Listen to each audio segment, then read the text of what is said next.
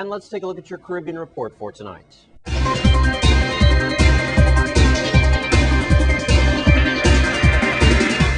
We start in Jamaica, where Prime Minister Bruce Golding says Jamaica is now officially out of the recession, with the country's registering a modest positive growth in the January to March quarter of the year. Golding made his announcement during the presentation in the 2011-2012 budget debate at the House of Representatives on Tuesday. He said that detailed analysis of the outturn of the projections from the future will be presented at the Planning Institute for Jamaica at the press briefing scheduled for Wednesday, May 18th.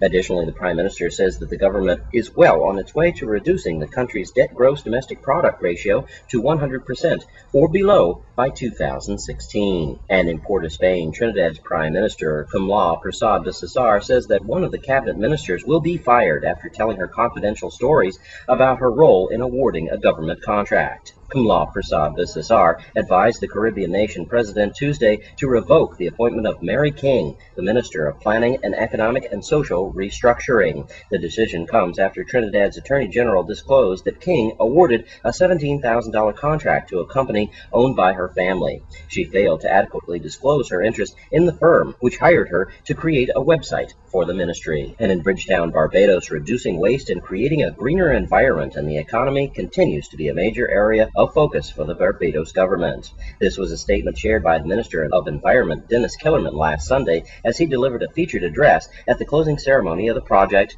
Clean Give, a recycling venture which was formulated by Charisse Gibson of the Barbados Youth Development Council. The Minister of Environment said that he commenced a green economy scoping study in collaboration with the University of the West Indies and the United National Environment Program. The findings will inform us that the potential benefits for challenges and investments in prior economic sections will offer a great opportunity for the transitioning into a green economy and point to a mix of policy recommendations to deal with the capacity gaps and its needs. And finally, Curaçao. Starting on June 22, 2011, Insular Air, Curaçao's national carrier, is launching a twice-daily, twice-weekly nonstop flight on Wednesdays and Sundays from Charlotte Douglas International Airport in North Carolina to Curaçao's International Airport.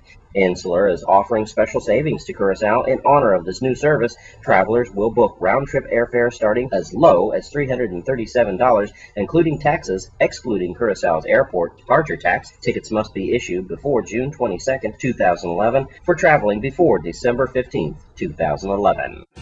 This Caribbean Report is brought to you by MLK Tires, keeping you rolling right. And that's your Caribbean Report for tonight. And here's your Wednesday Crime Stoppers Report with Judy Fricks. This is Judy Fricks with your weekly Crime Stoppers Report. Crime Stoppers is asking for your help to solve the following crimes. If you know something, say something. Even the smallest details may be just what law enforcement needs to solve these cases.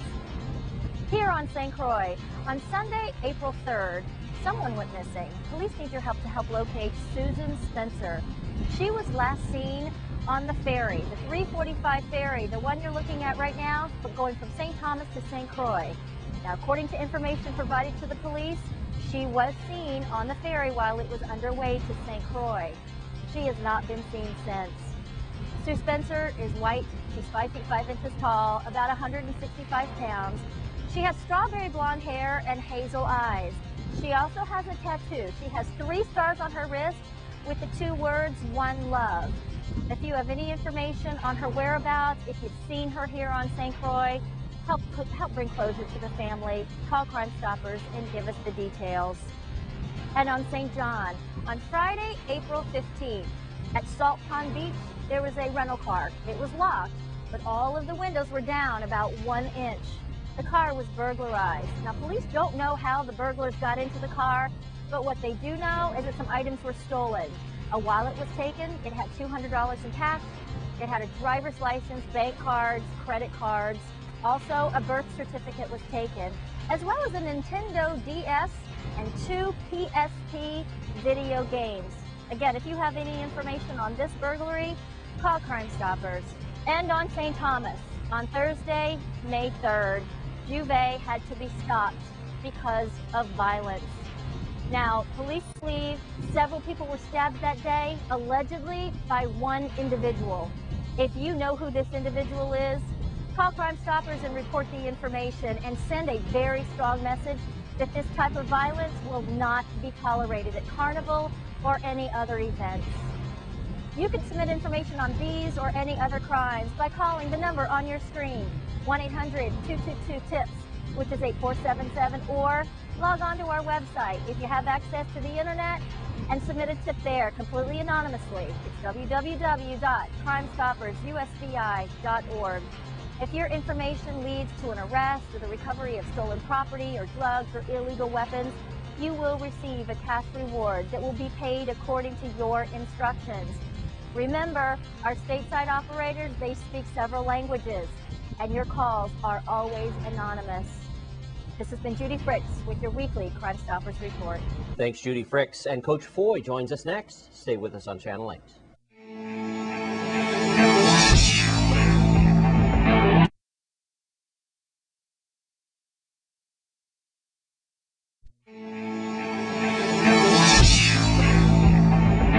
And tonight in your Sports 411 update, we talk with Coach Foy as he's been asking for donations for his track and field team. Let's take a look. Yeah, morning. I'm out here trying to collect some donations to take the top track athletes to Puerto Rico, top high school track athletes to Puerto Rico on June the 4th. Anyone willing to give a donation, you can call me at 277-6601 or 2773-1083. You know, it's a great pleasure to know that we have all these top athletes in the world running today. Some come through my program, some come through other people's programs, other coaches in the Virgin Islands, and it's a hard thing to get the money. We have to travel. We don't have a track. The track is in deplorable condition, and I'm out here trying to raise some money because June the 4th, we want to go down to Puerto Rico to a high school championship, and the pass is about $5,000 to $6,000, and the economy is bad, so I'm trying to get one from a penny up, one full up basket. So I appreciate the help from the community in any way. As I said, you can call me at 773-1083 or 277-6601. Thanks again. Thanks to everyone who gave a donation. It will be well invested. Yes, the public is responding. I'd like to really thank the public again for coming out and trying to support behind these young athletes. You know, I'm probably the only one with the heart to come out and beg. So I appreciate the public dropping in one full up the basket so that I could take these children to Puerto Rico. I could come back and tell the people of the Virgin Islands what a good performance all kids them perform.